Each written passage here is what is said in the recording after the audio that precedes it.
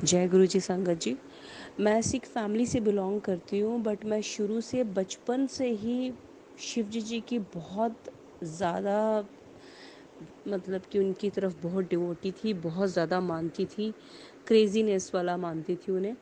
और घर में क्या सारे ख़ानदान को पता था कि ये शिव भक्त है, तो मुझे मेरे पेरेंट्स ने कभी नहीं रोका, सपोर्ट किया था मुझे हमेशा इस बात पे।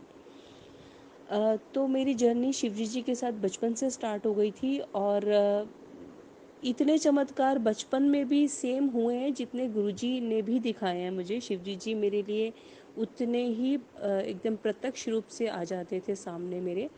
मैंने एक स्टोरी सुनी थी कि अगर 1000 कमल विष्णु जी ने चढ़ाए थे शिवजी जी को, और शिवजी जी प्रकट हो गए थे, एंड में उन्होंने अपनी एक आँख अर्पित कर दी थी। तो ये स्टोरी सुन के बचपना था, मुझे लगता था कि शायद मैं भी 1000 फूल चढ़ा दूँगी तो मेरे आगे भी शिवजी जी प्रकट हो जाएंगे। ऐसी थिंकिंग लेकर या मन का दृढ़ विश्वास था, ये कहूँगी, लेकर मैंने ये 1000 फूल खरीद के लाई। सुबह से शाम धोए सुखाए, ऐसे में कितने फूल काले पड़ गए, टूट गए, और 1000 में से तो कितने ही कम हो गए। खैर एनीवेज, जब मैंने शाम को वो पूजा की अपनी, तो एक एक फूल मैंने अर्पित करके एंड हो गया। जब सारे फूल अर्पित हो गए और शिवजी जी तो प्रकट हुए ही नहीं, तो मैं इस बात पे बहुत बुरी तरह से रोने लग गई।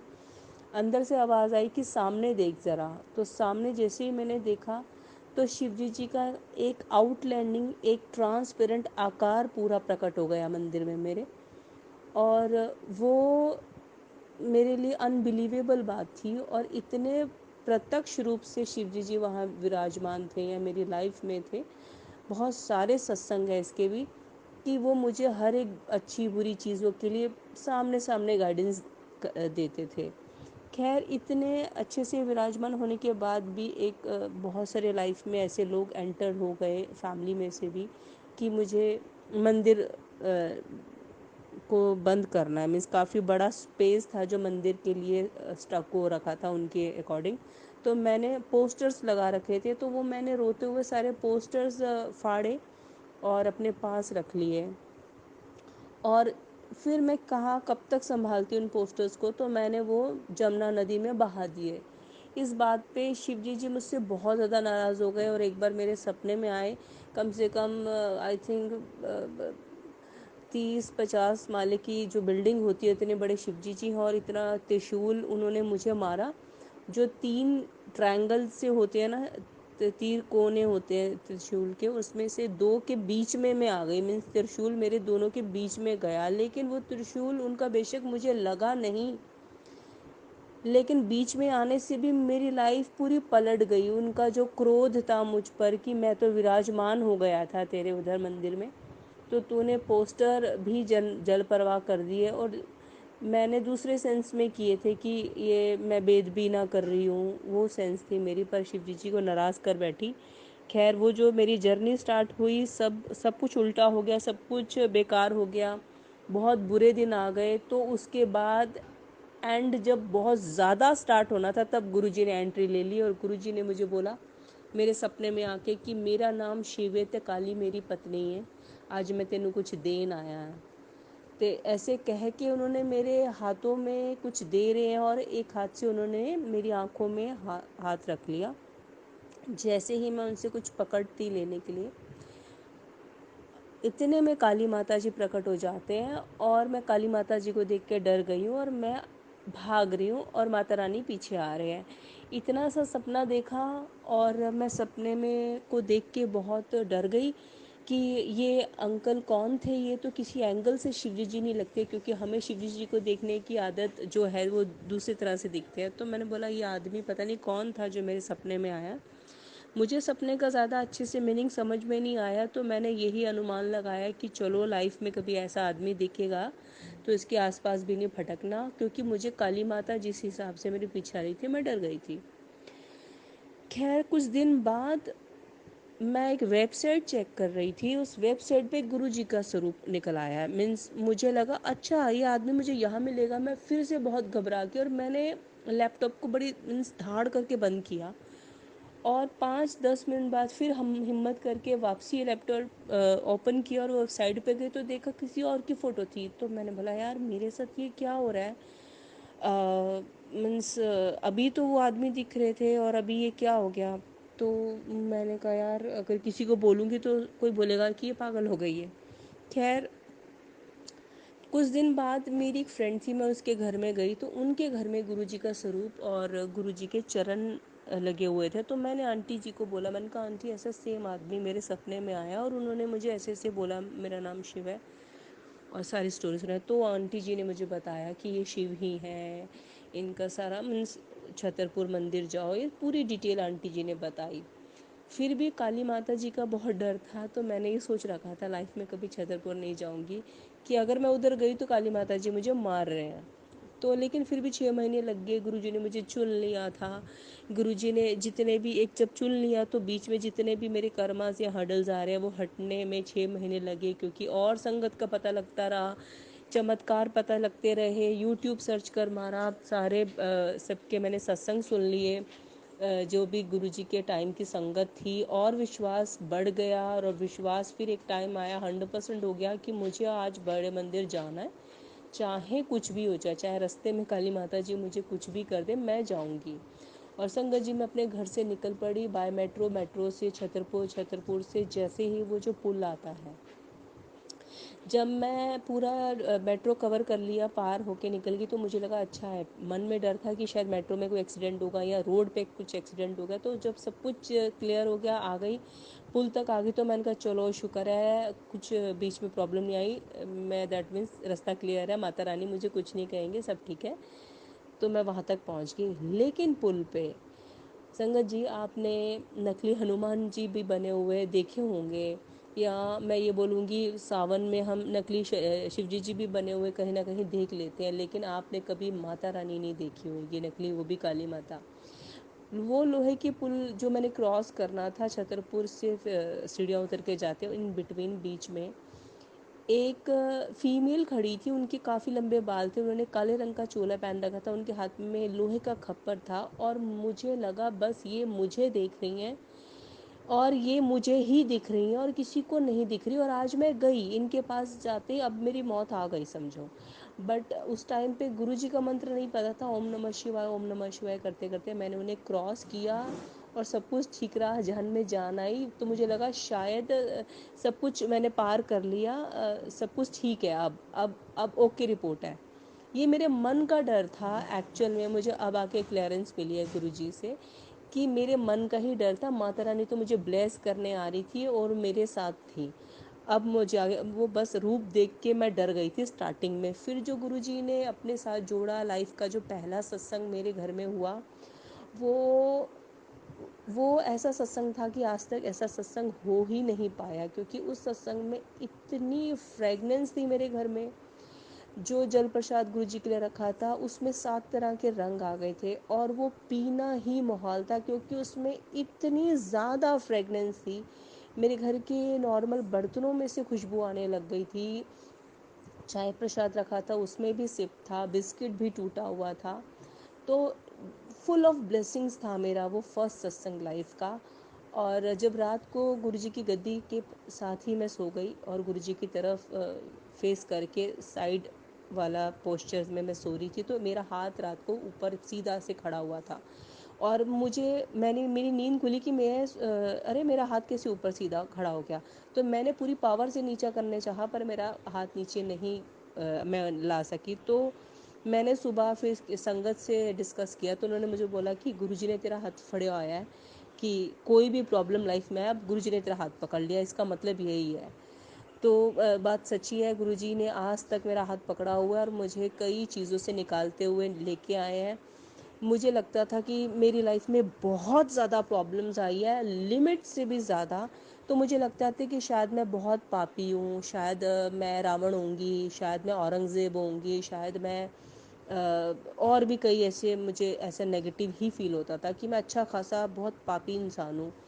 बट गुरुजी ने जब लॉकडाउन वाला जो सत्संग हुआ मेरे से, तब उस टाइम पे मुझे उन्होंने बोला कि मैं तेरा इम्तिहान लेता, मैं आज तेरे तो बहुत खुश है, ऐसे करके बोले, मैं तेरे तो आज बहुत खुश हाँ। तू मेरे सारे टेस्टां च पास हो गई है ਤੇ ਅੱਜ ਤੇਰੇ ਨਾਲ ਮੇਰੀ तार जुड़ गई है। ते और उनकी थर्ड आई से एक चमक, एक रोशनी निकली और कुछ नेगेटिव एनर्जी थी वो भस्म हो गई। और जो तार से तार जुड़ गई है, ये सारी बातें मैंने सुनी थी और वो एक्चुअल में होती गई मेरी लाइफ में। फिर उसके बाद एक टाइम आया, मैं थोड़ा बेड रेस्ट पे थी ड्यू टू कुछ पर्सनल रीज़न थे एक्चुअली, थे कुछ रीज़न। तो वैलेंटाइन डे आया तो मेरा मन में आया कि गुरुजी, इंसान कभी प्यार नहीं दे सकता, भगवान ही प्यार देता है, तो ये वैलेंटाइन डे मेरा आपके साथ रहेगा। तो मैं घर से निकल रही हूँ, बस वीकनेस बहुत ज़्यादा थी कि मैं किचन तक भी खाना बनाने नहीं खड़ी हो पाती थी, लेग्स में पेन होने लग जाती थी। मैंने कहा गुरुजी तुसी संभाल लियो, मैं करो निकल रही हूँ, आज मैंने ताड़े दर्शन करने ही करने हैं। बाय मेट्रो में निकली गुरुजी का मंत्र जाप करते करते, और अंदर से आवाज़ आ रही है, आज मैं तेरे ना कोई चमत्कार करना, आज देखी की होंदा है, आज तेरे ना चमत्कार होंदा है। तो पूरे रास्ते मन में ये बात आती रही और मैं मंदिर तक पहुंची, मंदिर में दर्शन किए, बाहर भी आ गई। मैंने बोला ऐसा तो कुछ नहीं हुआ गुरुजी चमत्कार। तो फिर मुझे लगा यार मैं ही अंदर से बोल रही होंगी, कुछ चमत्कार तो हुआ नहीं। इतने में मुझे संगत दिखी एक, मैंने कहा मुझे मेट्रो तक आप छोड़ देंगे? तो उन्होंने बोला हाँ जी आंटी आप बैठ जाओ। तो मैं उनके साथ गाड़ी में बैठ गई। तो मैंने बोला मुझे हौस खास तक आप मेट्रो स्टेशन तक उतार देना, वो नोएडा डायरेक्ट मुझे ले जाएगी। तो उन्होंने बातें करते करते आगे का टर्न ले लिया, लेकिन फिर भी वो घुमा के मेरे लिए स्पेशल मुझे छोड़ रहे थे। तो मैंने बहुत मना किया, अंकल प्लीज़ आप मेरे लिए परेशान मत हो, इतना ट्रैफिक है, यू टर्न मत लो, मुझे कहीं भी उतार दो, मैं चली जाऊँगी। बट उन्होंने स्पेशल मुझे जब छोड़ा, जब ड्रॉप किया, जब मैं उतर गई, तब उन्होंने मुझे बोला क्या ना आंटी, आज जब हम घर से मैं निकल रहा था तो मुझे अंदर से टेलीपैथी से गुरुजी ने बोला आज मेरी एक धी आ रही है, उन्होंने तू छड़ना है। तो ये गुरुजी का हुक्म था आपको छोड़ना, इसलिए मैंने आउट ऑफ द वे जाके आपको स्पेशल छोड़ा, हम तो आपको घर भी छोड़ के आते। तो मैं सुनते ही मेरी आंखों से ऐसे आंसू टप टप निकले कि वाकई वो गुरुजी बोल रहे थे। और गुरुजी से प्यार करो, गुरुजी आपको बढ़कर प्यार करते हैं। और ऐसे ही एक बार मैं गुरुजी से थोड़ा सा अपसेट थी, मैंने कहा आज कुछ स्पेशल करके दिखाओ मेरे वास्ते, तो मैं मन्ना। तो मैं बड़े मंदिर आई, मेरी एक मॉम बनी हुई है, वैसे मेरे मॉम डैड नहीं है, तो मेरी एक मॉम बनी हुई है, उनके साथ आई। तो वो काफ़ी हेल्दी हैं, तो मैं शटल सेवा के साथ पास खड़ी थी उनका हाथ पकड़ के। और मन में उदासी थी कि आज स्पेशल कर दो कुछ, अगर मैं इतना प्यार कर दो तो इतने में एक गाड़ी आती है और गाड़ी में से एक छोटी बच्ची ने विंडो नीचे करके मेरी तरफ इशारा किया, बोले इधर आना। मैं गई उनके पास, तो उन्होंने मेरे हाथ में गुरुजी का स्वरूप दे दिया जो कि चांदी का बना हुआ था। और वहाँ पे सब जो खड़े होते देख के सब हैरान हो गए। और मुझे वो ब्लेसिंग्स बहुत स्पेशल लगी, क्योंकि ये मेरे लिए बड़ा डिफरेंट एक्सपीरियंस था और वो बहुत बड़ी ब्लेसिंग्स थी, आज भी मेरे घर में है। तो मुझे लगा कि शायद एक पड़ाव मैंने शायद पार कर लिया। तो मेरे मन में था गुरुजी, मैं मिट्टी सी, मिट्टी तो तुसी मैनू चांदी बनाया, चांदी तो सोना कदों बनाओगे? तो वो गुरु नानक देव जी जब मेरे घर में सोने के चोले में आए हैं, तो मुझे लगा कि शायद गुरुजी ने मुझे इस लायक बना दिया, मेरे कर्मों को इस लेवल में उठा दिया कि अब लेवल अप कर दिया उन्होंने मेरा। तो संगत जी अभी थोड़े दिन पहले मैं गुरु पूर्णिमा में दुबई, मेरा कोई चांस, कोई सोच में भी नहीं था कि मैं जाऊंगी। तो मेरे एक बहुत अच्छे मेरे ब्रदर बने हुए हैं, वो दुबई में प्रिंस, रॉयल प्रिंस जो हैं मखटून, उनके साथ काम करते हैं। तो उन्होंने बस गुरुजी के बर्थडे की कुछ वीडियोस मांगी, वो मेरे साथ गुरुजी के ग्रुप में थे मेरे वाले में। तो मैंने उनको दी और उन्होंने अपना व्हाट्सएप स्टेटस लगा लिया। वो पहले भी उन्होंने लेके लास्ट बर्थडे पे भी लगाया। और उन लेकिन जब जिस चीज़ का टाइम आता है, शायद इस बार लगाते ही उनको हर उनके कज़न्स का, उनके फ्रेंड्स का जय गुरु जी जय गुरु जी जय गुरु जी लिखा हुआ आ गया। तो बड़ा शॉक्ड हो गई कि भाई मेरी कज़न भी मानती है गुरु जी को, अच्छा फलाना फ्रेंड भी मानता है, उनका ये फ्रेंड भी मानता है, बल्कि 15 20 25 लोगों ने उनको जय गुरु जी लिख दिया।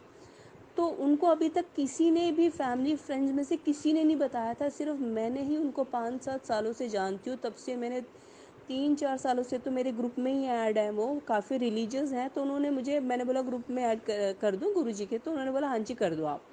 तो जो भी गुरुजी के बारे में उनको नॉलेज मिली तो मैं ही देती थी कि गुरुजी ऐसे हैं, गुरुजी ऐसे, बीच बीच में तो कभी रेयरली हमारी बात हो जाती थी।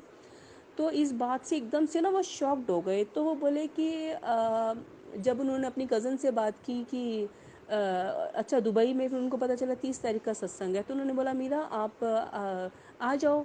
मैंने बोला नहीं अभी तो थोड़ा सा मैं सोचती हूँ, देखती हूँ, फिर मैं आती हूँ। तो उन्होंने बोला नहीं नहीं आप आ जाओ। उन्होंने बोला अपना पासपोर्ट भेजो। उन्होंने मुझे फटाफट से 2 घंटे में वीज़ा दिया, टिकट दिया और मुझे बुला लिया।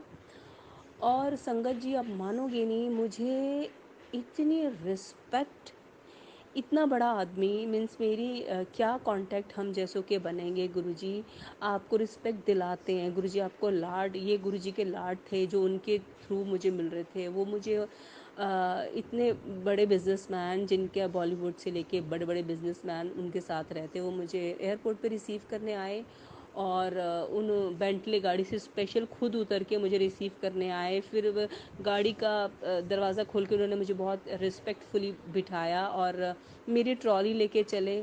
सिर्फ गुरुजी की वजह से, सिर्फ और सिर्फ गुरुजी की वजह से इतनी रिस्पेक्ट मुझे मिली।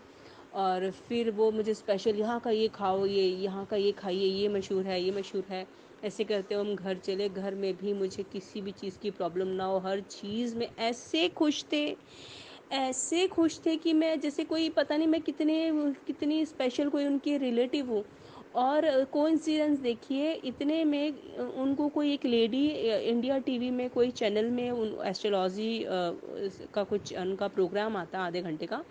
वो उनकी लाइफ में हफ्ता पहले उनके पास आती है और वो बोलती हैं, प्रिडिक्शन करती हैं कि कोई एम नाम से तुम्हारी लाइफ में आने वाला है और उसकी वाइब्रेशन से आपकी लाइफ में बहुत बड़े चेंजेस आएंगे।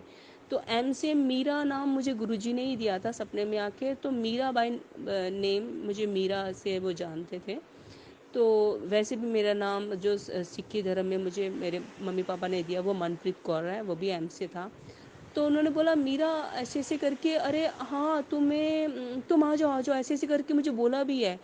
तो ये भी मेरे लिए बड़ी शॉकिंग बात थी कि गुरुजी देखो कैसे मेरे लिए एक माहौल बना रहे हैं मुझे इज्जत और प्यार दिलाने के लिए।